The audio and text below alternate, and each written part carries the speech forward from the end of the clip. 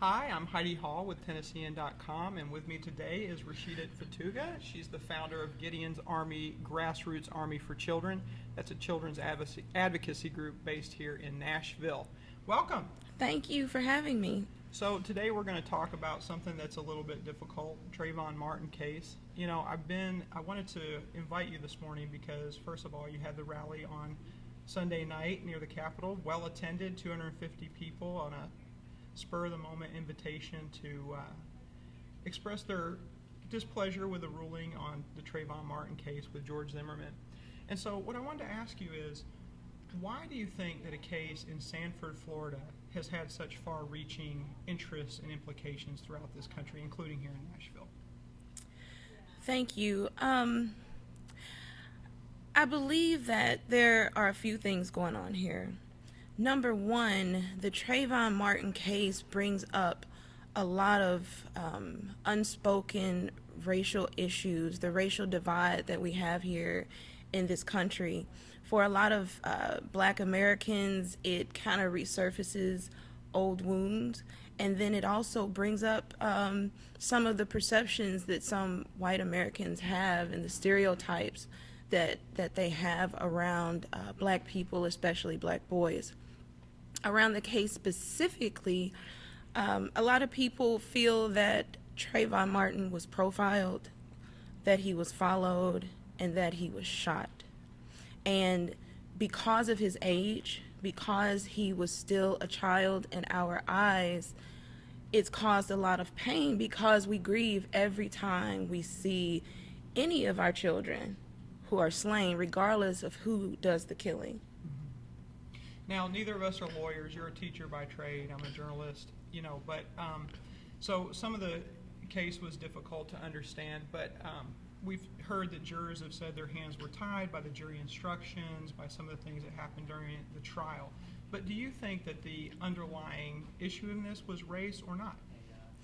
I think that starting with George Zimmerman just profiling this child, that is the part more than anything that people are drawn to say, okay, this is definitely an issue of race. Also, the fact that it took 44 days even for him to be arrested, that there had to be a national outcry just for us to say, let's have a fair trial. As far as, what happened in the courtroom, like you said, I'm not a lawyer, but I do understand that there is a difference between the moral and social justice issues and the legal issues. And having been a person who has sat on a jury and done jury duty before, I do know that the way that the laws are written up and the stipulations that we have can often cause us to have to make a legal decision that we would not have made on a moral level as citizens. So what made you decide to have the impromptu rally on Sunday? What did you hope to accomplish, and do you feel like you did accomplish that? I was really hesitant about doing anything around the Trayvon Martin case because I too feel pain around the issue. I feel frustration that we still have to deal with racial issues in America, from the responses that you see on YouTube, on Instagram, of people Trayvoning, laying down and pretending that they're dead like Trayvon with Skittles, to people being painted in blackface, holding Coke cans and bags of Skittles, to also, the community getting angry every single time something happens, but not continually working to be proactive in addressing these issues in times when we are not necessarily in crisis. The reason that I decided to get involved, in spite of the pain and the frustration that I was feeling, is that it was really clear to me that the community needed a place to come together and to feel their pain together, to grieve, to talk about the racial issues, but to do it in a space that's safe, in a space where everyone was welcome. Our rally was very diversely attended, and I think it went well. I think it went really well. The other thing was to also engage people in further work around the issues of race, around the issues of justice, and also around the stand your ground law, which we have here in Tennessee. And what a lot of people, I don't think, realize is that this could affect any one of us. It affects us in domestic violence situations. It affects us in there was a situation where a woman felt like she was about to be a victim of road rage, and there's a case, I think, that's going on now about that. And so I really want people to be engaged in understanding state law, how they can be affected by these laws, and not always thinking on a term of black and white, but how can I be affected? How would my children be affected? And what can I do to make sure that the laws in our state are just? As you pointed out earlier, though, there are still racial wounds in this country that this case has well revealed. Mm-hmm. And so I wonder what you think in Nashville and the Middle Tennessee, can black and white people be doing every day to understand each other better and avoid this kind of thing in the future and just improve our relationships going forward? Mm-hmm. Well, I don't really have an answer because it's so complex. I think the first thing that we really need to do is claim the problem as our own, to say that racism in America is a systemic issue that we can all address as a collective. I think as long as we only talk about race in times when we are angry and offended, we will never get anywhere. So you're thinking have the conversation day by day, instance by instance? I think, at least starting here in Nashville, that we need to make a conscious effort to come together, to have these conversations, and to begin to work at dismantling the systemic structure of racism, because it's not always just a one-on-one thing. The one-on-ones a lot of times are just not understanding prejudices and fears that we may have. But I think that in coming together very consciously to talk about these things, but to also create a plan of action would be a lot more powerful even than just the one-on-one and the day-to-day interactions. We have to be very conscious about this because it's ingrained in us at this point. It's almost like the oppression is okay. America is such a beautiful place. It's filled with so many opportunities, but she also has a history of oppression, and it's not just of black people, of brown people, of women, of people who have different gender and sexual preferences. We're very oppressive, and we have to address these things and understand that these issues are universal, that it doesn't just affect one group of people.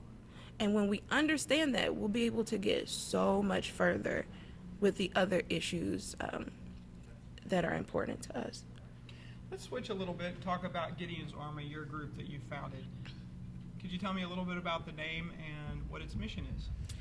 Gideon's Army is a biblical narrative about a man named Gideon who was called to fight an enemy that he felt was just way bigger than anything that he could beat. What resonated with me about this story is that he gathered a very large army. But God told him first to send home the people who were afraid. And what that meant to me was that we don't necessarily need a large group of people who are talking about doing the work, who are afraid to get in there and get their hands dirty. All we need is a very small, committed group of people to make great change. I had a mentor as a teenager, and she was the one who really ingrained that story in me and helped me to understand that I shouldn't begrudge small beginnings, and that as long as people are committed, that will be okay. Our mission is to act collectively, boldly, and strategically as a unified force for all children. Placing children first at all times, we eliminate the root causes of the prison pipeline, save our children from death and incarceration, and guide them on a secure path to success. We will not stop until the pipeline is dismantled. We will not quit on our children. Now, the first time I heard about Gideon's Army was actually last legislative session when your group opposed the Welfare for Grades bill, and more specifically, you got a lot of media coverage because you and your daughter confronted the sponsor of that bill, Senator Stacey Campfield, in the halls of the legislature. Did your group gain a lot of interest after that? Did people start wanting to volunteer or be a part of that after the incident? I think first people wanted a mirror. She gave him the hard sell. Yes. I think more than anything, people wanted to know more about her and the fact that she had her own voice and took initiative in that situation. We've gotten a lot of support. The rally, 250 plus people showed up. I did not do that by myself. There was no way in the world I could have done that by myself. The rally on Saturday, the Youth Peace Summit, we have so many people, mostly through Facebook. They found me on Facebook and they offered to help in any way possible. People have been so amazing, and I think that they realize that this is about the work, this is about our children, and if we can all do our parts, however small, however large, we can really make great change. So yes, we've gotten a lot of support and a lot of love from the community as well. Let's talk a little bit more about the rally coming up on Saturday. Time, date, place. Okay, the rally on Saturday is a part of the 100 Cities Vigil for Trayvon Martin, and it will be at 12 noon at the federal courthouse on Broadway. After the rally, people will join the youth because we'll have a peace summit that's going on simultaneously. And at about 2:30, the youth will be hosting a press conference to identify what they've learned and about the action steps and the solutions that they have come up with to address violence against youth in this city, as well as across the state. So people will come from the rally and join the youth at the press conference as a sign of support. And where's that going to be? That's going to be at St. James Baptist Church, which is 600 28th Avenue North. Terrific. So, Rasheedat, thank you so much for coming in and talking about the subject. I think it's an important one. And thank you for joining us here on Tennessean.com. Please check back with our website for more coverage of Trayvon Martin fallout from the verdict and also the rally on Saturday. We'll see you again soon.